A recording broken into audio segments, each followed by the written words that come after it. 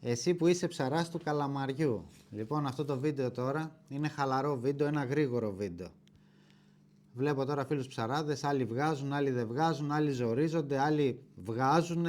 Λοιπόν, τι έχω να σας πω και γιατί, τι μπορώ να σας προτείνω.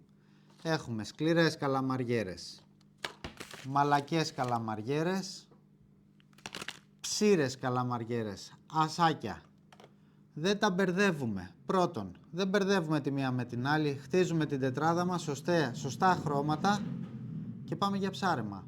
Τακτικά, συχνά, κάνουμε αλλαγές, έχουμε μια τετράδα από το ένα, μια τετράδα από το άλλο και δεν υπάρχει περίπτωση κάτι να μην βγάλουμε καλαμάρια. Δεν γίνεται, δεν βαράνε εδώ, θα βαράνε εκεί. Αν έχει καλαμάρια, θα βγάλεις καλαμάρια. Αν έχεις τα σωστά εργαλεία. Δεν γίνεται. Τέλος. Λοιπόν, ό,τι χρειαστείς, skoukiosfishing.gr. Να είστε όλοι καλά. Ευχαριστούμε πάρα πολύ.